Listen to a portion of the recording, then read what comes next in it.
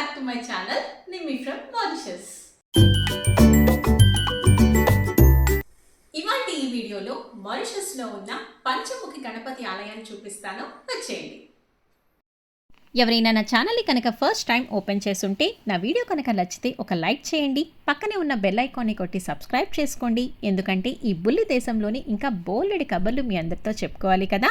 So యూజువల్గా temple అనగానే పెద్ద గోపురము, నేమ్ బోర్డు, కటౌట్లు, బ్యానర్లతో ఉంటుంది కదా. కానీ పర్టికులర్గా ఈ టెంపుల్ అయితే అలా ఏమీ ఉండదు. చాలా సింపుల్గా ప్లెజెంట్గా ఉంటుంది. ఈ చిన్న గేట్ ద్వారా వచ్చామే, ఇదే ఈ గుడికి ఎంట్రన్స్ అనమాట.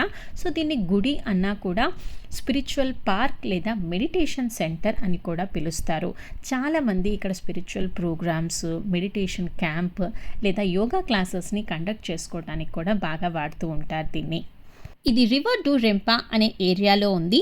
ఇక్కడికి చాలామంది హిందువులు ఇతర దేశాల నుంచి కూడా like Malaysia, Singapore, Indonesia, Africa and mostly మన ఇండియా నుంచి కూడా ఇక్కడికి వచ్చి చాలా స్పిరిచువల్ ప్రోగ్రామ్స్ లేదా మెడిటేషన్ క్లాసెస్ అని కండక్ట్ చేస్తూ ఉంటారు.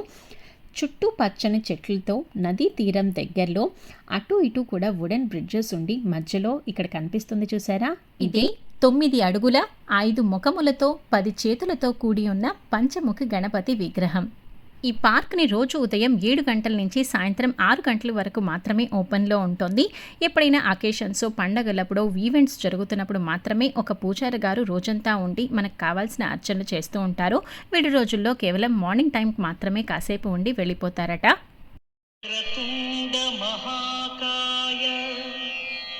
కోటి సూర్య సమప్రభ నిర్విఘ్నం కురు మే దేవ సర్వకార్యేషు సర్వదా.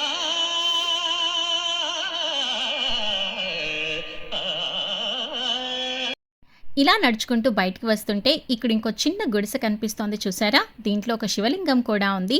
ప్రతి సంవత్సరం వినాయక చవితి రోజు అలాగే డిసెంబర్లో 5 days మెడిటేషన్ కోర్స్ అని జరుగుతోంది. అప్పుడు మాత్రం వేలల్లో వస్తారట ఇక్కడికి జనాలు. ఇక్కడ వినాయకుడు విగ్రహం ఒక్కటే కాదండోయ్, 8 అడుగుల బ్లాక్ గ్రానైట్తో తయారు చేసిన దక్షిణామూర్తి విగ్రహం కూడా ఉంది. వీటన్నిటి వెనకాల ఒక చిన్న కథ కూడా ఉంది. యాక్చువల్గా 1986లో సద్గురు శివయ్య అనే ఒక గురువు గారు ఒక సైంధవ సిద్ధాంత చర్చ్ కడదామని మారిషస్కి వచ్చారట. ఆయన వచ్చినప్పుడు ప్రతి చోటకి వెళ్ళి ప్లేస్ ఎలా ఉంది, ఎక్కడ కన్స్ట్రక్ట్ చేయాలి, ఏంటి అని ప్లాన్ చేసుకుంటుంటే ఈ ప్లేస్కి వచ్చినప్పుడు ఇదిగో ఇదంతా కూడా చూసుకొని వాళ్ళు డిజైన్ చేసుకుంటున్నారట, ఎట్లా కన్స్ట్రక్ట్ చేయాలి, ఎలా ప్లాన్ చేసుకోవాలని.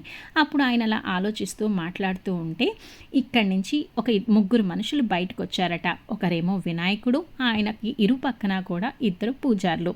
ఇక్కడికి వచ్చి ఇదిగో ఈ నది ఎక్కడైతే సముద్రం కలుస్తుందో ఈ పాయ ఉంది కదా, దీంట్లో ఒకసారి మీరు మునిగి స్నానం చేస్తే మీరు అనుకున్న కోరికంతా తీరిపోతుంది అని చెప్పారట. అప్పుడు వెంటనే ఈ సద్గురు అనే ఆయన దిగి స్నానం చేయటానికి వెళ్తే ఆయన చుట్టూతో కూడా పెద్ద పెద్ద సొరచాపలు, తాబేలులు ఒకేసారి మీదకి వచ్చాయట. అప్పుడు గణేశుడు ఎటువంటి చింత పడకుండా ఈ నూనె నీ ముక్కుకి రాసుకో, ఆపద నుంచి బయటపడతావని చెప్పారంట. సో దాన్ని ఒక శుభశకునంగా భావించి వెంటనే సద్గురువు గారు ఇక్కడ పంచముఖి గణపతి ఆలయాన్ని స్థాపించారట.